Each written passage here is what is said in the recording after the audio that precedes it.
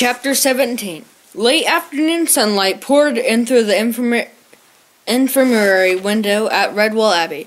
Malbin lay on her bed, fiddling with the edge of a tasseled counterpane. Sleep was eluding her.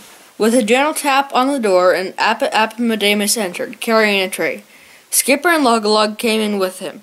The abbot checked to see if Malbin was awake. "Aye, having trouble taking a nap, eh, Malbin? I thought you'd like a little tea cake and a nice beaker of mint and comfort tea." Malbin sat up. "Indeed I would, thank you, friend." As Malbin ate and drank, the abbot began to talk of the previous night's events. "I take it, then, that you and Crinkles left the abbey last night during the feast. Still searching for Brockhold, probably. Well, Malbin, did you find it?" The heel recorder shrugged dismissively. "Oh, nothing." Log-a-Log and Skipper exchanged suspicious glances. The Galsum chieftain kept her voice deceptively casual. "You don't mind me asking, Marm, but how did we come to find you and Crinkles miles from anywhere?" Malbin suddenly became interested in the tea cake crumbs on her plate. She tasted it. She hesitated. We got lost. Took the wrong path in the dark." Skipper dropped his question in casually. "What were the two of you running away from, Marm?" Malbin looked surprised. "Running? What makes you think we were running? There's nothing chasing us. We never ran." Seeing she had finished her snack, the abbot removed the tray. "Our Galsum trackers said that your trail looked as if you were dashing through the woodlands in panic." Detesting the lies she was telling to her friends, Malbin carried on unhappily. "When creatures are lost in the dark, they crash and stumble around a bit. Through bushes, across streams, I assure you, we are not running or being chased." Appomattox held her friend's paw, staring into her eyes. "And you sure there's nothing more you want to tell us?" Malbin pulled her paw free and lay back, closing her eyes. "I can't tell you anything more. I'm tired and injured. I need to have sleep. Please, leave me alone." Appomattox signaled to Skipper and Log-a-Log that they should leave. She patted Malbin's footpaw. "Of course, you need rest. Forgive us for intruding." As Skipper opened the door, Malbin called out, "Thank you for rescuing us from those vermin. Don't know what we would have done if you hadn't arrived in time." Log-a-Log bowed gallantly. "Think not of it, Marm. You take a nice little rest now." The door closed. Malbin opened her eyes and rubbed her aching head miserably, still fighting to rid her mind of the sickly sweet odor of death and grass rustling in the night. Halfway down the stairs, the abbot turned on his companions. He looked mystified. "Well, what do you make of that? Malbin was telling lies, I'm certain of it. And that's not at all like her." Skipper sat down on the worn sandstone steps. "I'm glad you said that instead of me, Father Abbot. It grieves me to think of any Redwaller being a liar, especially that nice old mouse." Log-a-Log scratched his whiskers thoughtfully. "She must have had a reason. I wonder what old Crinkles would have to say if we asked him." Appomattox folded both paws in its wide sleeves. "Now that's a thought. Leave this to me, friends. Let me go and have a word with our gatekeeper on my own." With an appetite that belied his long seasons and frail appearance, Crinkles ravenously tucked into everything within paw range. He stuffed himself with toast tea cakes, slices of heavy fruit cake, and cucumber sandwiches, a cheese and celery pasty, and a large tankard of October ale. All which he retired to his beloved gatehouse and slumped into the big armchair, with his footpaws resting on a dusty old hassock. Almost immediately he fell into a deep slumber. Appomattox lifted the latch carefully and crept in, closing the door quietly behind him. Seating himself on the wide chair arm, Father Abbot whispered into the ancient shrew's ear. "Ah, well, we're safe back in your gatehouse now, old fellow." Crinkles moved his lips. Aye, safe, Redwall. Who's that?" He stirred, and the abbot stroked his paw, relaxing him. "Shh! 'Tis only Malbin. My, we were lucky out in the woodlands, my friend, very lucky." Crinkles nodded in his sleep, smiling at the recollection. "Aye, near chopped off my footpaw with a hatchet, vermin scum. Good job Skipper arrived. Log-a-Log, too. Redwallers, true friends, you know. Those stoats would have killed us, aye. But they're still running. Appomattox leaned closer, whispering urgently. "We were running, too, last night. Through the woodlands, me and you running. What was after us? Crinkless thrust a paw in front of him, his face screwed up. Shaking his head from side to side, he gave a hoarse, high-pitched whimper. They're in the grass, coming towards us, Malvin. Oh, that smell. It's everywhere. Could you hear the grass moving? Run! I say, either of you two chaps spotted the scallywag Ruggum. Oops, sorry, you're taking a nap. Mem Flacker stood framed in the door, sunlight streaming into the gatehouse around her. Crinkless' eyes popped open. He sat up blinking. Hey, it's you. Father, what are you doing sitting on my chair? What happened? Swiftly the abbot slipped from the chair arm, making a pretense of searching around the gatehouse. Oh, nothing. Sorry we disturbed you. We were searching for the little Ruggum, weren't we, ma'am? The Harner stared stupidly at the furiously winking abbot. Got something in your eye. Here, let me take a squirt. She rolled an apron corner and licked it. Appomattox was quickly at her side. Play along with me.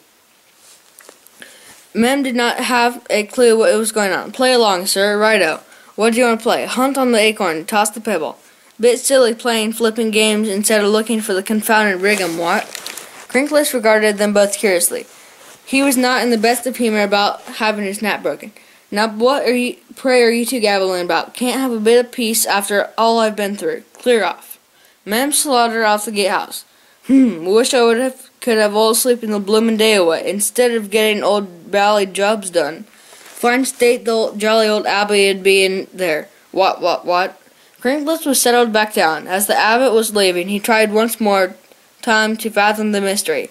I'll leave you to get on with your nap, old friend. But just a moment ago, as I came to the gatehouse, you were talking in your sleep.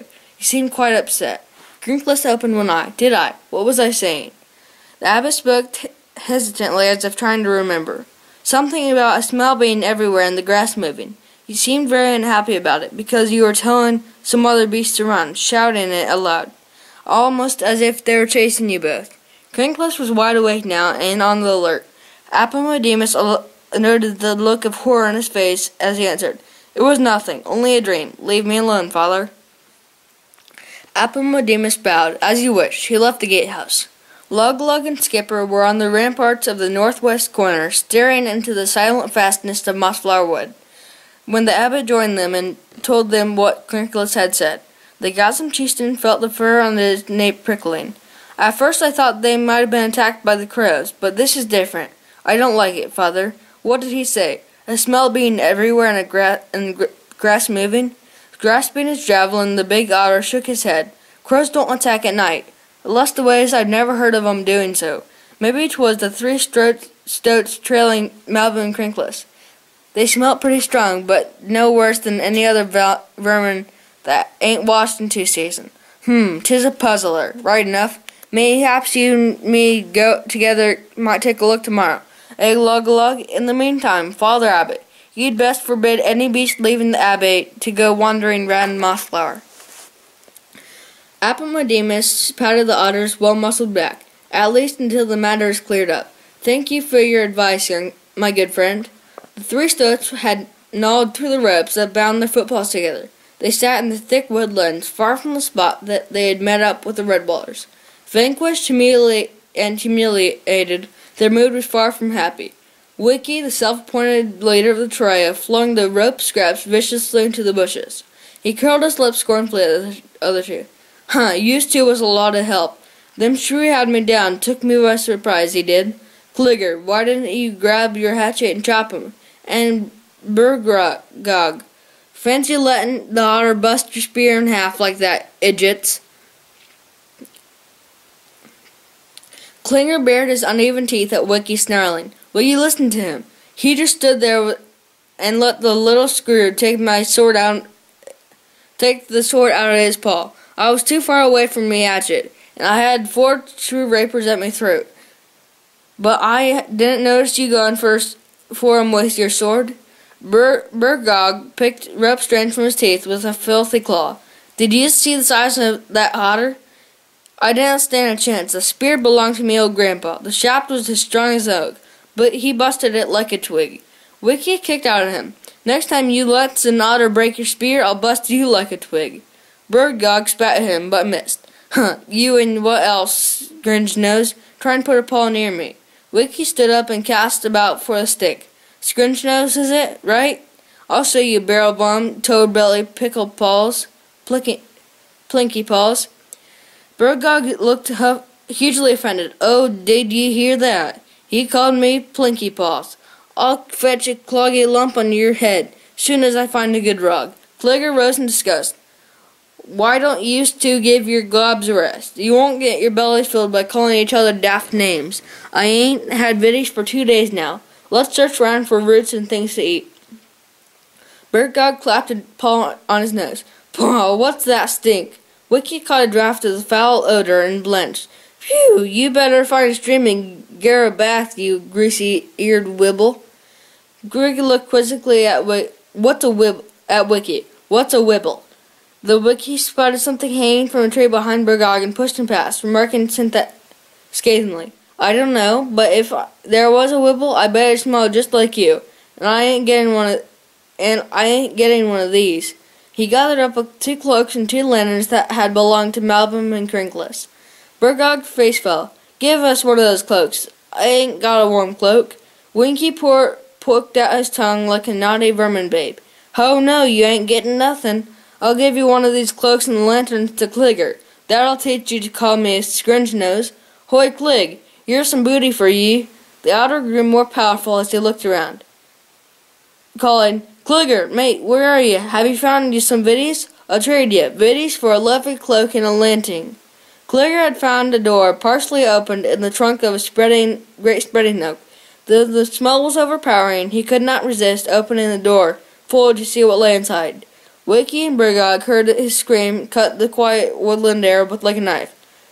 "Aye-ya!" They dashed towards the sound and saw Cligger as he was dangling in the tunnel beneath the oak. They also saw the thing that had him.